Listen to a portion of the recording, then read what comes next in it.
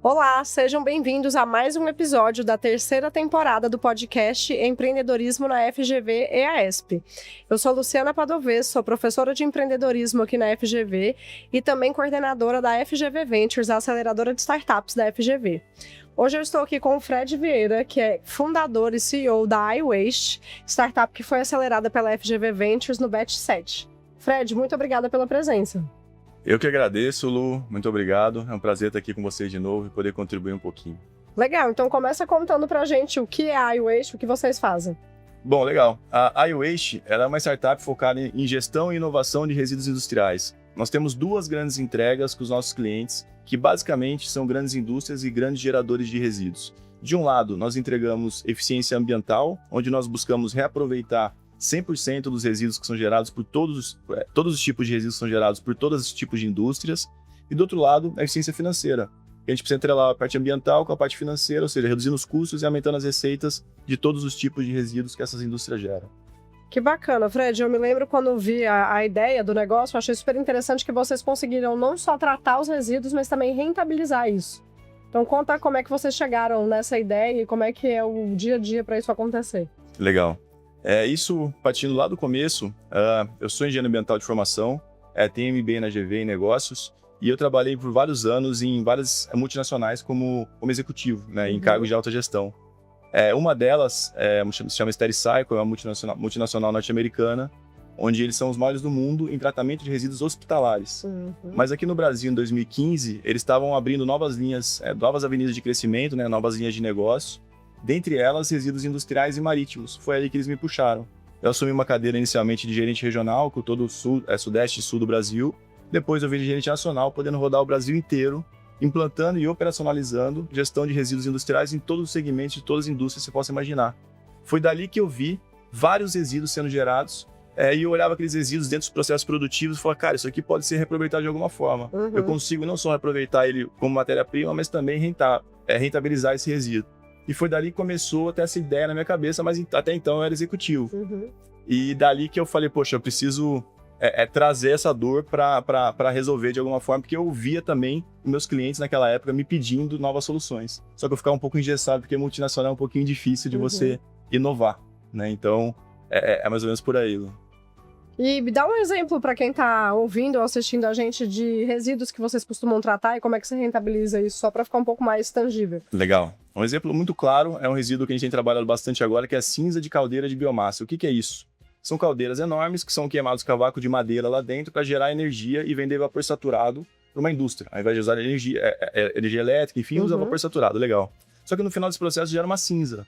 Essa cinza, a gente está buscando inovações com essa cinza para buscar tratar e gerar um super fertilizante. Com alguns aglutinantes, alguns segredos, alguns temperos mágicos que a gente fala, junto com parceria com outras empresas, para poder inovar e aí sim virar uns fertilizantes super premium. E aí a gente conseguir liberar esses fertilizantes de forma gradativa, não de uma forma lixiviando de uma vez só dentro do meio ambiente. Então é uma forma que a gente pega um resíduo que é gerado em grandes indústrias, a gente inova num processo produtivo de P&D, para aí sim ele ser transformado num produto na frente, então a gente consegue monetizar lá na frente. Esse é um exemplo. Mas nós também trabalhamos, Lu, com resíduos básicos que nós chamamos. Então, recicláveis, madeira, orgânico. Então, aqui a gente dá muita eficiência logística. A gente consegue melhorar o cenário no final da aplicação na ponta. O tratamento buscando o aterro zero, que a gente chama, que é reaproveitar esses resíduos. Então, a gente consegue trabalhar tanto nessa linha dos resíduos mais complexos, quanto nesses resíduos mais básicos, entregando rentabilidade e eficiência ambiental no final do dia. Incrível. E como é que é a monetização de vocês? A empresa paga de que maneira? É mensal? É pela quantidade, de acordo com o que ela produz? Como é que funciona? Perfeito. Eu me orgulho muito do nosso modelo de negócio, porque nós trabalhamos um modelo de success fee. Ou seja, não existe custo fixo com a iWaste com os nossos clientes.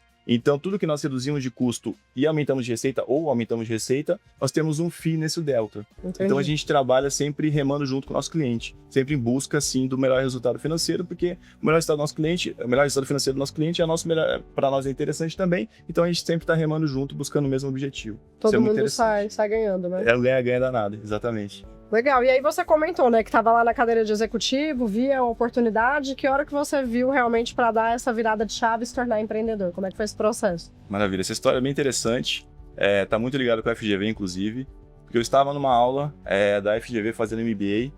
E dentro dessa aula, um professor me falou que existia, em 2018 isso, me falou que existia um negócio chamado startup. Eu falei, o que é startup? O iFood, Uber. Eu falei, pô, isso aqui é startup, que legal. Aí ele me falou que tinha um negócio chamado investidor anjo. Eu falei, pois é, entendi. Aí eu entendi o que era investidor anjo, saí de lá, fui pra minha casa, fui estudar isso tudo. Entendi que realmente tinha um formato onde eu poderia pegar aquela dor que eu tinha identificado lá atrás como executivo e trazer para um formato, colocando isso em um pacotinho digital. E aí sim sair para o mercado como uma startup que eu não entendia o que era na época. Entendi. E foi Até daí então que você não se via como empreendedor, foi uma questão que abriu sua mente nessa matéria. Sim, como empreendedor sim, já tinha sido empresário, já tinha tido outros negócios, mas como empreendedor mesmo, que é você pegar uma dor e inovar, resolvendo aquela dor de uma forma escalável e rentável, foi a primeira vez assim que esse bichinho me picou e há mais de 7 anos aí que a gente está nessa jornada. Super bacana saber que a FGV te ajudou assim.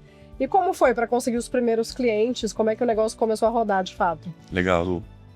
Bom, quando eu tive essa ideia, eu falei, bom, eu sempre fui executivo, como falei, e eu precisava entender o que era startup. E aí foi onde eu comecei a me inscrever em vários programas de aceleração. E a gente começou a participar de vários. Do Sebrae, Startup SCP, o BNDES Garagem e o FG Ventures daqui da FGV. E nesse entendimento, vamos falar do que era startup, que foi onde eu comecei a entender como que eu ia buscar os clientes para conseguir vender. E a gente começou a validar várias formas de aquisição, fui entender o que era CAC, que era LTV, fui entender todo esse formato de startup para aí sim sair para o mercado. E depois de muita labuta, encontrei uma pessoa para construir a empresa comigo, o Diogo, e a gente começou a buscar, montar essa maquininha de vendas, conseguimos validar um monte de coisa. E a hora que a gente foi sair para o mercado, veio a pandemia. Literalmente, um mês antes de nós sairmos para o mercado, veio a pandemia. Mas, enfim, diretamente a sua pergunta, a gente consegue prospectar isso via outbound, então a gente busca as empresas ativamente, proativamente, e muito relacionamento também. Porque a nossa venda é uma venda complexa, não é uma venda de varejo. Então a gente precisa realmente sentar, precisa explicar, precisa entender o problema do cliente, a dor do cliente, porque é uma venda customizada. Então existem, os resíduos básicos, que é mais ou menos iguais com todas as indústrias, mas os resíduos complexos não. Ali eu preciso sentar, nosso time precisa entender realmente todas as características físico-químicas, volume de geração, periodicidade de coleta, modal de transporte, forma de acondicionamento, enfim, várias variáveis para montar um projeto e aí sim entregar esse projeto entregando de novo eficiência ambiental e rentabilidade na outra ponta. Isso não só nosso time mexendo, mas com muita inteligência artificial também, Lu. Então a gente usa muito a inteligência artificial para passar, para entrar de um lado no input o que é aquele resíduo, como lado a característica físico-química, para aí sim, usando nossa biblioteca de muitos anos, a gente buscando e desenvolvendo, no output saiu o que eventualmente pode ser feito com aquele resíduo como matéria-prima. Possíveis ideias ali de utilização. Várias hipóteses, exatamente. Aí a gente passa a fazer ciência, né? Então a gente levanta as hipóteses, vai derrubando as hipóteses até encontrar uma que é viável financeiramente e ambientalmente. Né? Que bacana. E aí você até começou a contar da pandemia, fiquei curiosa. Como é que foi para fazer o negócio acontecer com todo mundo fechado e tudo mais? Muito interessante. Aí nós entendemos, falou, poxa, o que está aberto hoje? Então, para a gente validar nossa tese, nosso modelo de negócio, eu falei, bar, restaurante e padaria. E começamos a literalmente vender no telefone, ligando para bar, restaurante e padaria. E começamos a vender de monte. Começamos a vender vários, mas não era esse modelo de negócio de agora. Era um modelo de negócio diferente, onde a gente cobrava uma porcentagem em cima do todo, reduzindo o custo e tal. E aí mas ia lá para resolver as questões de resíduos também, já era esse negócio. Exatamente isso. Então a gente resolvia a questão de resíduos, reduzia o custo, e essa é a nossa proposta de valor. Tá. Vendemos um monte. Só que a gente entendeu que o ticket era muito baixo, então não parava de pé.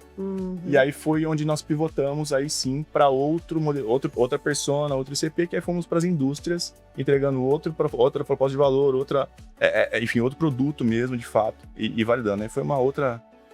foi literalmente um outro negócio. Matamos o negócio anterior para construir esse novo negócio aqui. E para quem tá ouvindo, se às vezes não sabe, né, pivotar essa mudança que a gente faz no negócio para conseguir achar um outro tipo de cliente, um novo benefício, ou uma nova fonte de receita, algo que faça o negócio parar de pé. Perfeito. E quando foi que você viu assim, agora eu tenho um negócio que vai dar certo, isso aqui vai escalar e vai funcionar? Você lembra desse momento na sua carreira? Lembro. É o momento, acho que todo empreendedor passa por isso, é o momento que você respira. Você atinge o sonhado break-even, né? Você break-even a empresa, então você atinge o ponto de equilíbrio, onde aquela receita daquele mês pagou naturalmente todos os custos e impostos, e no final sobra, mesmo que pouquinho ali, mas aquele mês eu lembro certinho como foi esse mês. Mas foi em que ano, Fred? Quanto tempo isso demorou para acontecer? Foi 2022. Então eu fundei a empresa em 22 de setembro de 2018, mais ou menos ali em 3 anos e meio, 4 anos para break-even a empresa, né? E foi um momento de muito alívio, Só que é aquilo que eu falo, ok, nós break-vamos aqui, só que agora nós temos que atingir outro break-even. Então a gente vai sempre subindo e break-vando um pouquinho assim pra cima, vai né? sempre subindo a régua, né? Exatamente, vai subindo a régua. Legal, Fred, dá pra gente ver que a jornada é longa, né? Não é da noite pro dia que o negócio vai dar certo. E como que foi, assim, essa solução que vocês entregaram para os clientes, que você viu que realmente fez a coisa acontecer? Como é que é o produto de vocês hoje? Maravilha, Lu. Nós identificamos também que o time de meio ambiente, né, que cuida de resíduos dentro das indústrias, eles são muito... É um time muito enxuto. Então, são poucas pessoas para gerir uma complexidade muito grande. Então, nós nos posicionamos também e nós ajudamos muito, como nós viramos os braços desse time também. Entendi. Então, nós entregamos a gestão. Ou seja, ao invés desse cliente falar com 10 ou 20 fornecedores, por exemplo, ele fala com um ponto focal na iWaste e nós capilarizamos toda a demanda que ele precisa. Então, a solicitação, a parte burocrática do dia a dia, a solicitação de coleta, enfim, a parte operacional, nosso time deixa tudo redondinho para entregar isso para o meu cliente sem ter dor de cabeça. Isso é super legal. Isso tudo via um SaaS, um Software as a Service, onde entrega não só essa gestão de uma forma muito mais fácil e rápida, mas também com todo o compliance, onde ali ele consegue ter armazenamento de toda a documentação na nuvem, ele consegue integrar, ele já está integrado com todos os órgãos ambientais, então isso facilita muito a gestão também no dia a dia, com dashboards e assim por diante. Então, nós entregamos, depois do projeto pronto, toda a gestão e contínua ali do dia a dia da gestão de resíduos para as indústrias também. Super interessante, virou uma solução completa e você acaba tendo uma outra fonte de monetização, então. Exatamente. Além da taxa de sucesso lá pela gestão do resíduo, você cobra uma mensalidade aí para esse software, é isso? Acaba se justificando dentro do Success Fee. Então, Entendi. como o Success Fee é uma receita recorrente mensal, ou seja, dentro do contrato sempre vai ser o Success Fee subindo ou descendo, Entendi. e a gente está junto com o cliente. E a parte legal disso o primeiro projeto ele não é estático. Nós sempre vamos entregando melhorias contínuas. Então, ao longo do projeto, a gente sempre vai subindo essa barra, subindo essa régua, principalmente na parte financeira, porque a parte ambiental nós entregamos relativamente rápido. E a parte financeira a gente vai buscando novas soluções para ir melhorando e apertando parafusos, que eu gosto de falar, para aí sim aumentando a entrega de valor na conta. Muito bacana. E quantas pessoas você tem na equipe hoje, Fred, para fazer isso tudo? Como é que tá esse time? Por incrível que pareça, nós somos em 4 aqui em São Paulo. Olha. Espalhados no Brasil, indiretos, nós temos algumas dezenas. Hoje nós atuamos nas 5 regiões do Brasil, desde Benevides no Pará até Gravataí e Viamão no Rio Grande do Sul. Enfim, esse time aqui de São Paulo, por incrível que pareça, conseguimos operacionalizar tudo. Super enxuto, bastante escalável o negócio. No fim, a meta foi alcançada. Exatamente, exatamente. E como que foi para você participar da aceleração, né, lá no Batch 7 da FGV Ventures, ainda na fase mais inicial do programa? Como é que isso te ajudou? Ô, Lu, foi incrível. Como eu havia comentado, foi aquele momento que eu saí da cadeira de executivo, tirei o chapéu de executivo, coloquei o chapéu de empreendedor. E eu, de novo, eu precisava entender o que era startup. Então, aquelas segundas-feiras à noite aqui no prédio da FGV foram incríveis, onde eu pude trocar com outros empreendedores as nossas dificuldades, as dificuldades dele, como que eles sugeriam coisas do meu negócio, eu também sugeria, ele sempre foi trocando, sempre se ajudando. Foi super legal isso, pelo menos o meu batch, eu acho que foi o melhor batch que tem, óbvio que eu sou suspeito. Todo mundo acha que é o seu, né? Mas essa troca é muito bacana, né? O empreendedor compartilha muito, divide as dores ali, isso ajuda bastante. Muito. É surreal, assim, e também os gestores, pessoas super atenciosas, sempre conosco ali, sempre os desafios muito condizentes com o que a startup precisa mesmo para ir para o mercado, não era uma coisa assim muito mais subjetiva, não, cara, é prático, vem aqui, ó, 1 mais 1 vai dar 2, vamos em frente, e com entregáveis, que eu acho incrível também. Sim. Não é simplesmente teoria, sendo aqui que é legal, mas poxa, você ter a teoria aliado com a prática e você ter um entregável na frente, aí você realmente você fecha isso, assim, um ciclo muito, muito bem feito. Assim, realmente acelera, né? Realmente acelera. Dá um salto. Impactou muito positivamente na iWaste, tenho certeza disso. Que bom, fico feliz por saber disso. Que bom. Bom, e pra gente encerrar, o que você deixaria de mensagem aí pra quem tá pensando em empreender, uma dica que você gostaria de ter recebido lá no início? Boa. Bom, como você mesmo falou, Lu, a resiliência ela é imprescindível, acho que é meio que chovendo molhado falar isso, mas é uma verdade. Como você me perguntou, foram 3 anos e meio, 4 anos para breakivar a empresa. Então, até lá, muita resiliência, muita porrada, muito soco na cara.